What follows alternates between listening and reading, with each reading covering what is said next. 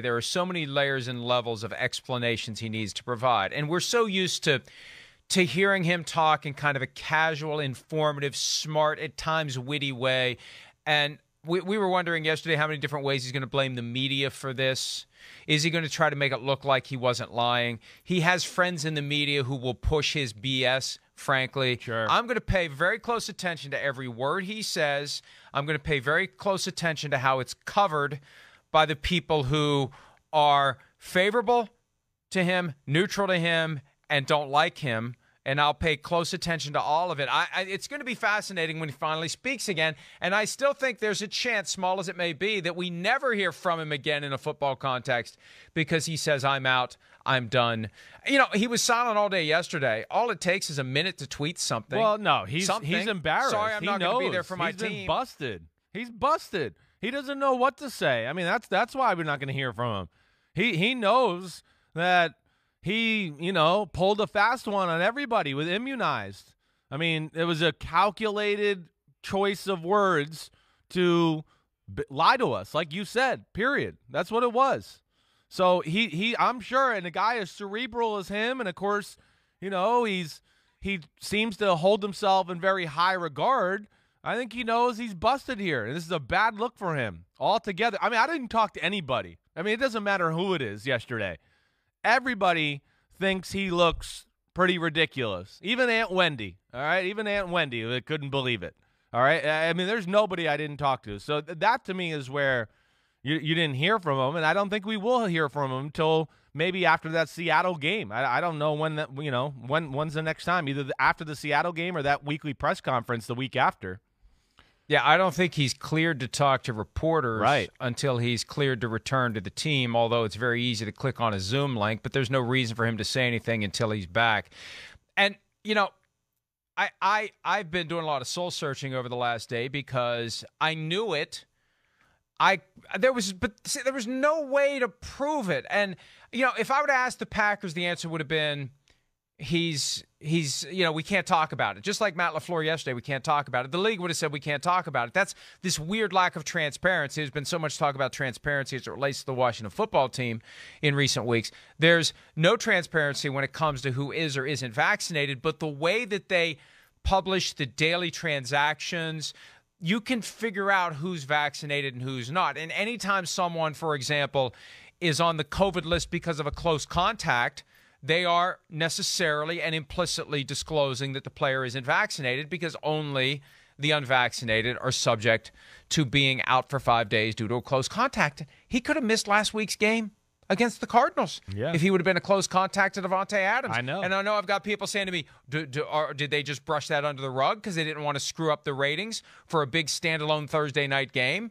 And, when you have no transparency when there should be transparency, it invites it invites that speculation. kind of right. Because somebody asked me yesterday, I was doing radio on KJR in Seattle, if this had happened Super Bowl week, would they have brushed it under the rug?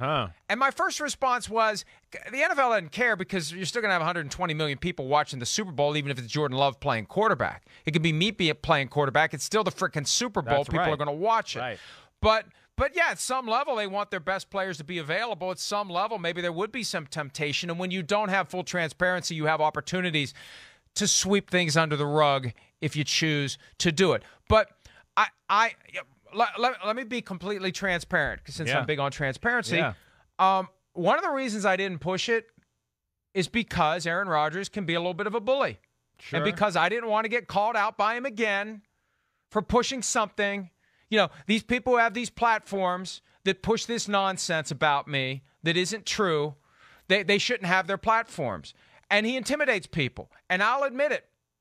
The things he's said in the past about me specifically and about the people who criticize him generally, that was a factor for me in not pushing it. And I'm not shocked. Proud of that. I'm not shocked proud to hear of it, honestly. I got enough, and I almost said the word, stuff to deal with. I hear you. I don't need to have another 18 hours of him lighting the fuse and the Twitter mob coming after me because you. I dared to suggest that he's not vaccinated based upon the stuff I was hearing from people I trust because I couldn't put any meat on the bone. Yeah, I couldn't prove it. And there was no way to prove it. No, right? I know. Yeah, there's no way to prove it. You did right. You did right. I think there's nothing you can do in that situation, so don't beat yourself up over it. But I'm saying. But I know. I understand what you're saying, and I can show people the text. I mean, what was it? It was, you said October 1st? It was October 5th was the first one I got. Yeah, I was going to say 2 or 3 weeks ago. And listen, I mean, I didn't want to buy it. You know me, I didn't want to buy it. I was like, what? I mean, there's no way the league would do that. And, man, not my favorite quarterback. He wouldn't have lied to me like that and done that. He's so honest in so many interviews. That's where the other thing, too, is I always love his honesty. He gets himself in trouble sometimes with it, but I love that. He doesn't give you the – what's the word you had? Perfunctory. What's the perfunctory? Yeah, perfunctory. Right. That's I was close enough. He doesn't give you those kind of answers. That's what I love about Aaron Rodgers. But he played us like fools on this one. Hey, and I mention that because, and here's how it works, right? If I'm hearing something, other people are hearing it. I ain't the only one. I'm not the only one. Because we're covering 32 teams. If something specific about one team makes its way onto my radar screen, very, very rarely am I the only one who knows about it. The question is, who else knows, and what are they in a position to do about it? And my guess would be that more than a few people who cover the Packers knew about it. That would be my guess. Yes. And I'm not faulting them for not doing it because you know what happens? When you've got a guy who is vindictive, who will bully you, who will be mean-spirited about anybody who says anything he doesn't like, you tread lightly.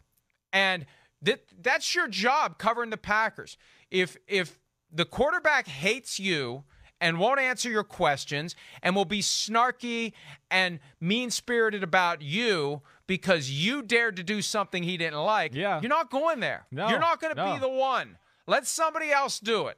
I'm not going to be the one to do it. Hey, we all know he's not vaccinated. I'm not going to be the one to piss the guy off and ask him the question, are you really vaccinated? Back on August 26th, you said you're immunized. Does that mean you're vaccinated or not? Right. Can you clarify? I want to go back to something you said 2 months ago. He'd be so pissed if somebody asked him that question. So would the team. The team would probably be pissed at that guy, too. That's why I think I agree with you totally. It's a delicate situation for the beat writers and the people that follow the team because they can't bite the hand that feeds them.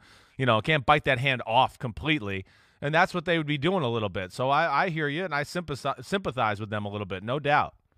And I do have to give the structure credit for not burying his positive test because there's sufficient lack of transparency when it comes to all of this that if they really did want to say he didn't test positive, who's to stop them from doing it? Yeah. So I do have to give somebody credit for being honest in this sea of lies and deceit. That he did test positive, and it was reported as a positive test, and he's out for at least 10 days. Hi, I'm Mike Tirico, and thanks for watching. Make sure to hit subscribe for the latest news and highlights from NBC Sports.